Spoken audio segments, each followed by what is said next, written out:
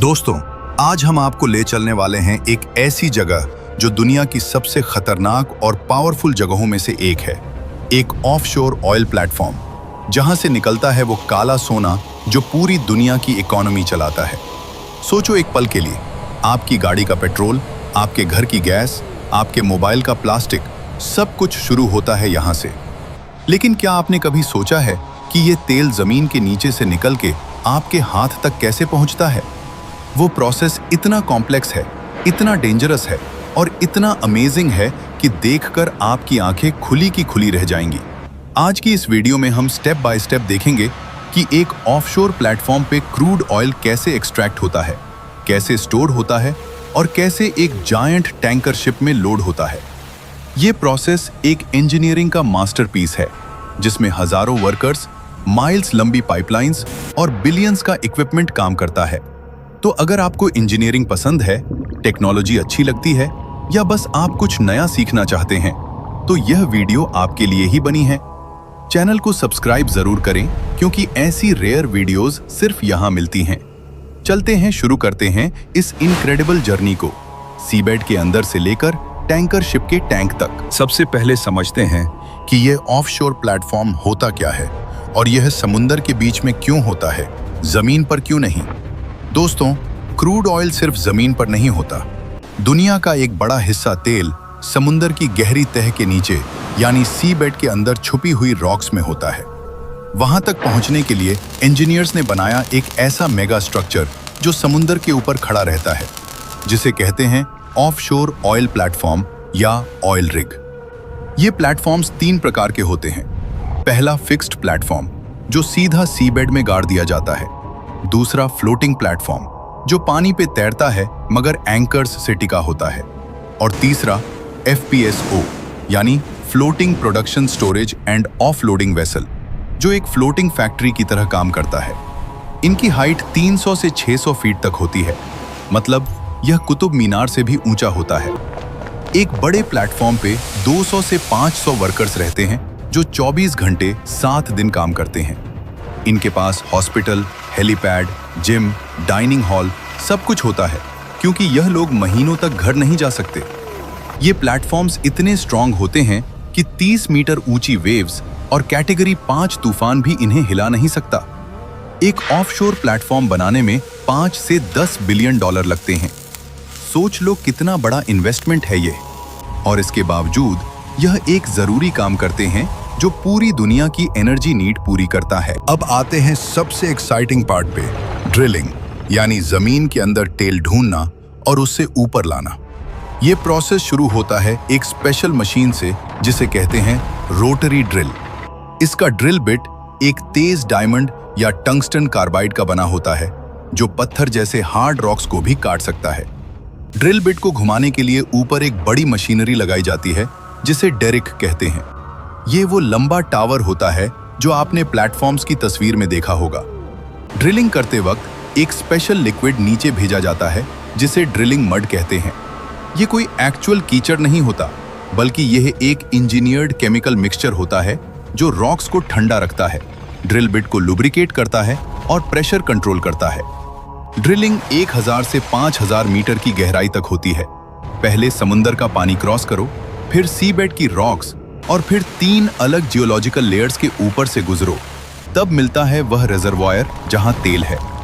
जब drill oil reservoir तक पहुंच जाता है तो एक बड़ा डेंजर होता है, ब्लोआउट। जब अंडरग्राउंड प्रेशर इतना ज्यादा होता है कि तेल और गैस कंट्रोल के बाहर आ जाते हैं। इसे रोकने के लिए प्लेटफॉर्म्स पे लगता है BOP यानी ब्लोआउट प्रिवेंटर।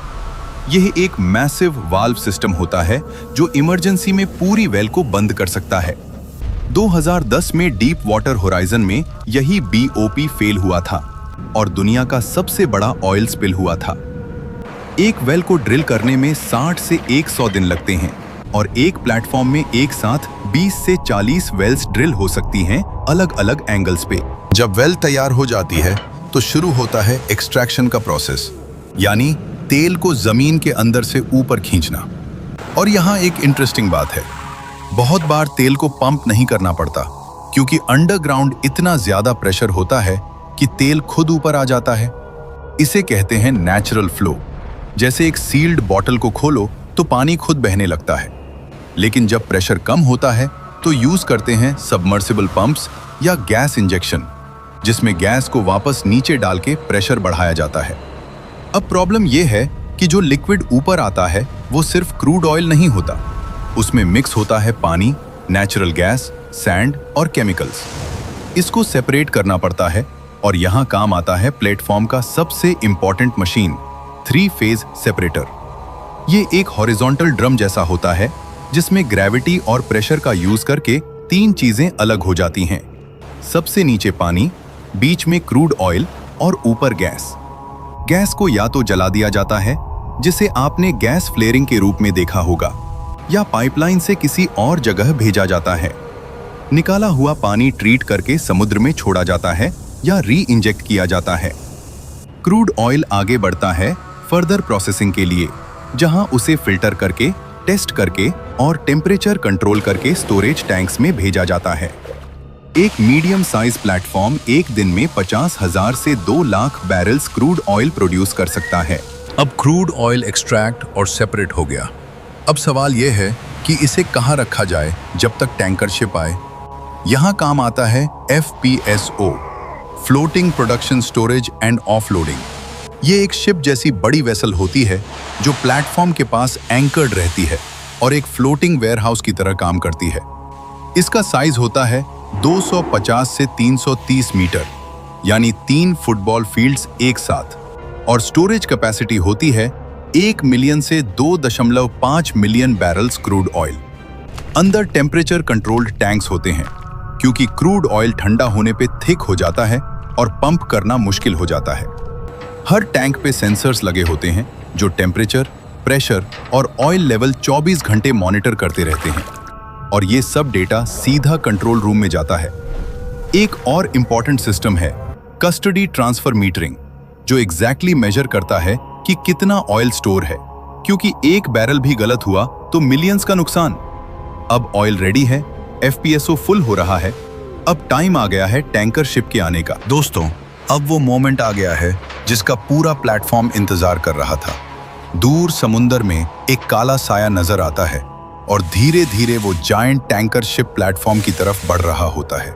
ये कोई छोटी बोट नहीं, ये होता है VLCC, यानी very large crude carrier. 330 metre लंबा, 60 मीटर चौड़ा, मतलब एक छोटे मोहल्ले जितना बड़ा अकेला जहाज। टैंकर कैप्टन और प्लेटफॉर्म कंट्रोल रूम के बीच कांस्टेंट रेडियो कम्युनिकेशन होती है। स्पीड, डायरेक्शन, विंड, करंट सब कैलकुलेट होता है, क्योंकि एक जरा सी गलती और कैटास्ट्रोफिक एक्सप्लोजन। टैंकर को सही पोजीशन पर लाने के लिए आते हैं स्पेशलाइज्ड मरीन पायलट्स, जो सिर्फ यही एक काम करते हैं पूरी जिंदगी। फिर शुरू होता है मूरिंग। थिक स्टील रोप से टैंकर को FPSO से बांधा जाता है।